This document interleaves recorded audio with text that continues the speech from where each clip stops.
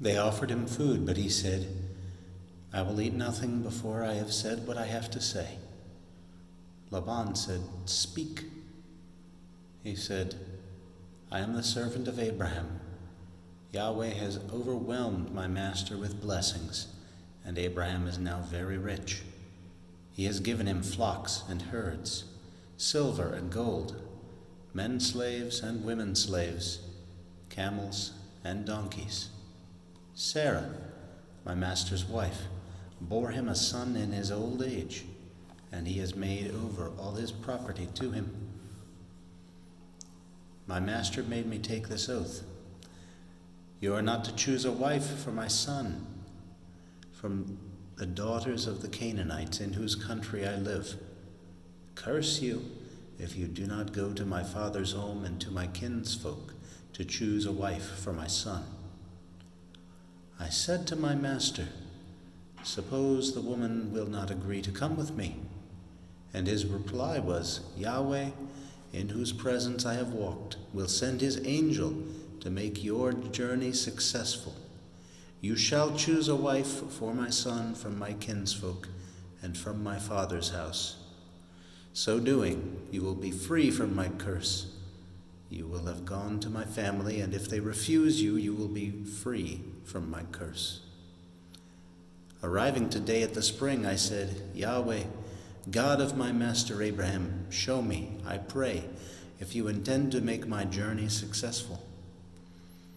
Here I stand by the spring, when a girl comes out to draw water, and I say to her, "Please let me drink a little water from your pitcher," and she replies, "Drink by all means, and I will draw water for your camels too." May she be the wife Yahweh has chosen for my master's son. I was still turning this over in my mind when Rebekah came out, her pitcher on her shoulder. She came down to the spring and drew water. I said to her, "Please give me a drink." Quickly she lowered her pitcher, saying, "Drink, and I will water your camels too." I asked her, "Whose daughter are you?" She replied, "I am the daughter of Bethuel, whom Milcah bore to Nahor." Then I put this ring through her nostrils and these bracelets on her arms. I bowed down and worshipped Yahweh, and I blessed Yahweh, God of my master Abraham, who had so graciously led me to choose the daughter of my master's brother for his son. Now tell me whether you are prepared to show kindness and goodness to my master. If not, say so, and I shall know what to do." Laban and Bethuel replied, "This is from Yahweh. It is not in our power to say yes or no to you. Rebekah is there before you. Take her and go, and let her become the wife of your master's son, as Yahweh has decreed." On hearing this, Abraham's servant prostrated himself on the ground before Yahweh. He brought out silver and gold ornaments and clothes, which he gave to Rebekah. He also gave rich presents to her brother and to her mother. They ate and drank, he and his companions, and they spent the night there. Next morning, when they were up, he said, "Let me go back to my master." Rebekah's mother and brother and mother replied, "Let the girl stay with us a few days, perhaps 10. After that she may go." But he replied, "Do not delay me. It is Yahweh who has made my journey successful. Let me leave to go back to my master." They replied, "Let us call the girl and find out what she has to say." They called Rebekah and asked her, "Do you want me to leave with this man?" And asked her, "Do you want to leave with this man?" "I do," she replied. Accordingly, they let their sister Rebekah go with her nurse and Abraham's servant and his men. They blessed Rebekah in these words, "Sister of ours, increase to thousands and tens of thousands. May your descendants gain possession of the gates of their enemies."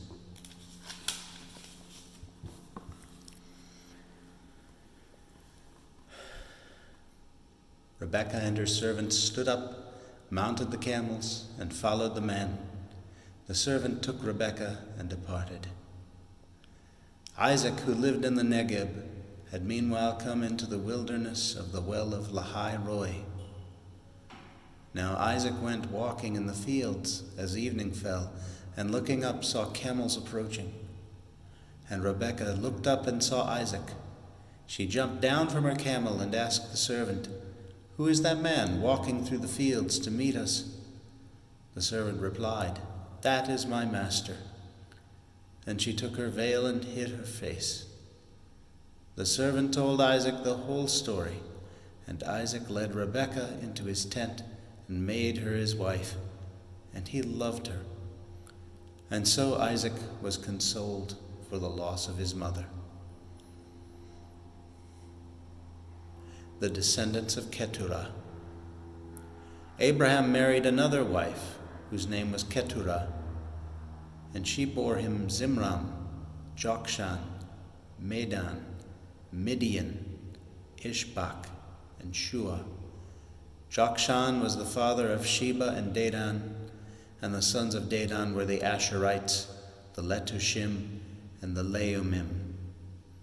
The sons of Midian are Ephah, Epher, Hanoch, Abida, and Eldah. All these are the sons of Keturah.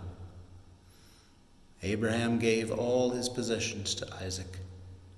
To the sons of his concubines Abraham gave presents, and during his lifetime he sent them away from his son Isaac eastward to the east country. The death of Abraham. The number of years Abraham lived was 175. Then Abraham breathed his last, dying at a ripe old age, an old man who had lived his full span of years. And he was gathered to his people. His sons Isaac and Ishmael buried him in the cave of Machpelah, opposite Mamre, in the field of Ephron the Hittite, son of Zohar. This was the field that Abraham had bought from the sons of Heth, and Abraham and his wife Sarah were buried there. After Abraham's death, God blessed his son Isaac, and Isaac lived near the well of Lahai Roi.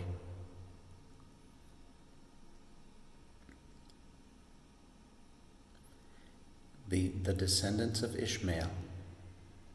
These are the descendants of Ishmael, the son of Abraham, by Hagar, Sarah's Egyptian maidservant. These are the names of the sons of Ishmael in the order of their birth. Ishmael's firstborn was Nebaioth, then Kedar, Adbeel, Mibsam, Mishma, Duma, Massa, Hadad, Tema, Jetur, Naphish, and Kedemah. These are the sons of Ishmael, and these are their names according to their settlements and encampments, 12 chiefs of as many tribes. The number of years Ishmael lived was 137. Then he breathed his last, died, and was gathered to his people. He lived in the territory stretching from Havilah to Shur, which is to the east of Egypt, on the way to Assyria. He set himself to defy his brothers.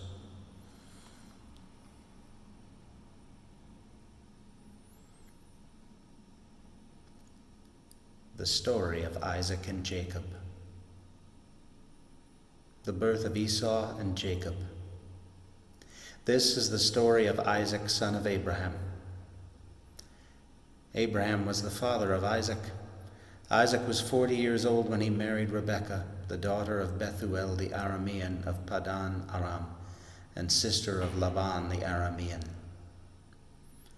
Isaac prayed to Yahweh on behalf of his wife, for she was barren. Yahweh heard his prayer, and his wife Rebekah conceived. But the children struggled with one another inside her, and she said, "If this is the way of it, why go on living?" So she went to consult Yahweh, and he said to her, "There are 2 nations in your womb. Your issue will be two rival peoples. One nation shall have the mastery of the other, and the elder shall serve the younger. When the time came for her confinement, there were indeed twins in her womb. The first to be born was red, and as though he were completely wrapped in a hairy cloak, so they named him Esau. Then his brother was born, with his hand grasping Esau's heel, so they named him Jacob. Isaac was 60 years old at the time of their birth. When the boys grew up, Esau became a skilled hunter, a man of the open country. Jacob, on the other hand, was a quiet man, staying at home among the tents. Isaac preferred Esau, for he had a taste for wild game, but Rebekah preferred Jacob.